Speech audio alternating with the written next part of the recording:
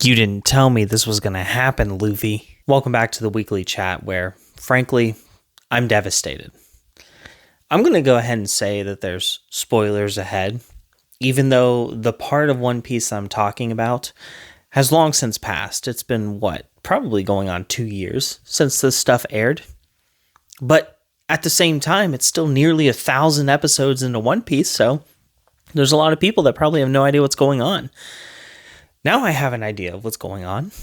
I'm devastated. I'm not going to lie. I saw the flashback during the Wano arc that showed Oden's journey. Oden's journey as a pirate and his eventual demise. And his death's sad. Don't get me wrong, but also kind of epic. You know, dude's based. We love us some Oden. But Oden isn't Oden if it isn't boiled, right? That's the running joke. That's some morbid foreshadowing if I've ever seen it. But I'm more so speaking of Roger. Are you kidding me? Are you serious? You have Goldie Roger, or as the Marines like to call him, Gold Roger. Those gosh darn fools that try to deny as best as they can the will of D. Oh, but the will of D, it is inevitable. You can't stop it. It is an endless tide that's coming for the celestial dragons. It is an unstoppable force that will one day take down the entire world government. Goldie Roger isn't the one to do it because the dude had a freaking terminal illness. Are you kidding me? I don't know why I was so sad about that. Okay? He died before the show even began. Like that was it. But it makes so much sense to me. I have this running theory. All right, I'm not caught up on the series. I'm still working through Wano right now. You guys could tell I'm currently at episode 980. That's where I'm at. So I do still have a good ways to go, but I am a good ways into it for sure. And I've had this theory going on for a while that the series is not going to end with Luffy finding the One Piece. I think that Luffy's going to find the One Piece, and that is going to set in stone the events that topple the world government. That's just the order of events that I'm expecting here. Luffy right now, he is just dead set on finding the One Piece, and although he has officially declared war on the world government, it's not a high priority thing for him. Finding the One Piece is what he's after, just as with Goldie Roger. The parallels are quite neat, but thankfully Luffy doesn't have a terminal illness. At least not one that Chopper has come across. I hope that's not a thing that happens. That would suck. But in any case, I think that when he gets to Laugh Tale and sees what Goldie Roger saw, I think it's going to really set him off. I think that it's going to be his time, because I think that there's something on it in particular that Roger knew he couldn't do anything about, but that when Joy Boy down the road, in whatever form he comes back as, comes across it, that will be the person to deal with it. And I have had it spoiled for me that he has the same devil fruit that Joy Boy had. So he has the Drums of Liberation heartbeat thing, and Gear 5 is him awakening that and all that jazz. So it's like everything's starting to come to fruition. He is destined to probably be the guy that topples the world government. That's just what it is. But that's not what he's going for right now. I think when he gets to Laugh Tale, it is going to be that.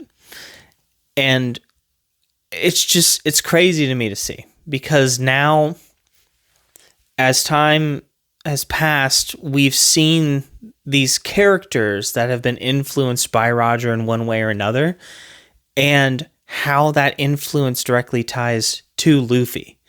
And I think that that's really cool. Like Pedro, for example, in that flashback, they made sure to show that young Pedro Again, wanting to go join Roger's crew, wanting to go sail the seas with him, and Roger told him it's not his time yet, but he'll need him for down the road.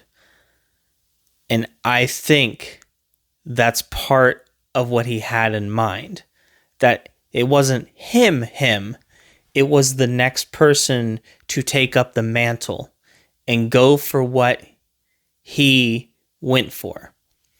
Because I think that Roger knew that at the end of that line, he was going to come across something immensely important, incredibly important, something that the knowledge of it alone would be a threat to the world government itself.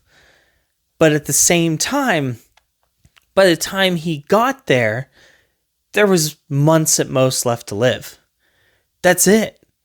He had a year at the time that he had picked up Odin and started on this journey to get to Laugh-Tale. He had a year, and he knew full well he wasn't going to see that knowledge come to fruition. But he left the keys, he left his crew disbanded and ready to do what they need to do to have the right person get on track. And I don't think it's a coincidence that Luffy's ran into more than one of Roger's crewmates. I think that some of it is deliberate. I think that some of it is fate, because this show does seem to be centered around the will of D.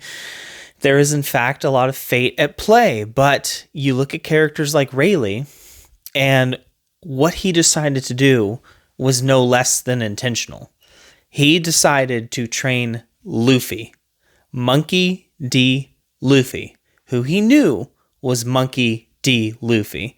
And I think that he decided to train him because it's what Roger wanted. I think that Roger, even though he did not know that Luffy was even born yet, I think that he knew that something huge was coming and that there was going to be a specific person at the forefront of it. I think that a lot of people know that. Even people that didn't make it to Laugh-Tale themselves. People like Shanks. And I know there's some people that subscribe to Shanks actually being a villain, and I'm on the fence of it. I kind of thought that was the case. I was actually starting to buy into that as well until I saw this flashback with Shanks in it and Roger coming back from Laugh-Tale and his crew disbanding, and just the weight that it carried on him, how much Roger meant to him. And I kind of think that instead, Shanks really is just trying to guide Luffy down that path. I think that he got a hold of the fruit that he knew would one day become Joy Boy, or the reincarnation of Joy Boy, whatever is going to happen there. And I don't think he planned for Luffy to eat it, but once Luffy ate it, I do think that he realized this is it. It's Monkey D. Luffy. This is Joy Boy. Because I feel like they had to have told him some of what they saw at Laugh-Tale, some of what they read at Laugh-Tale. Like, it can't be completely in the dark to Shanks, right? I wouldn't think so. I think that Shanks and Buggy both have kind of an idea of it. And I think that they're kind of examples of taking that and going in the opposite direction with it. Because you have Shanks, who has supported Luffy, and then you have Buggy, who initially thought that his dreams were foolish.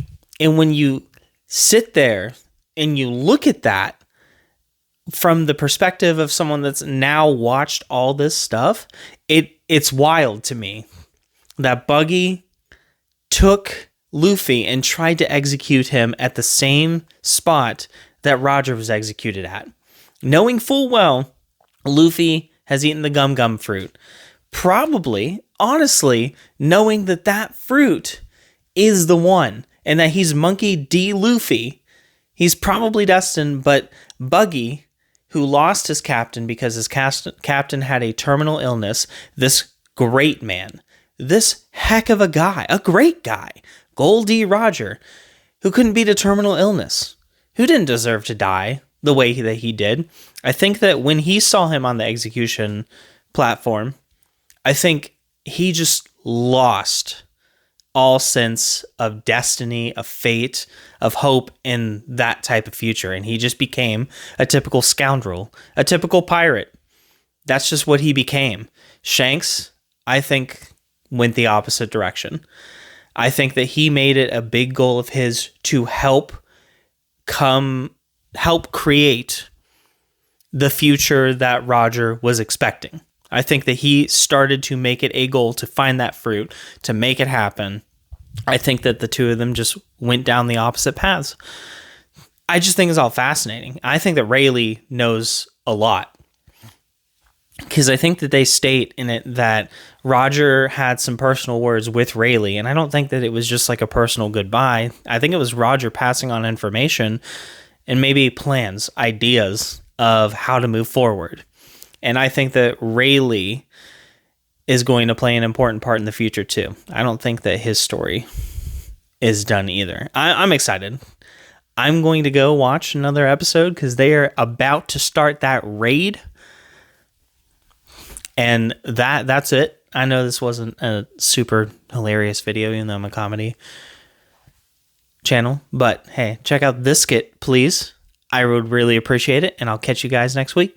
Bye.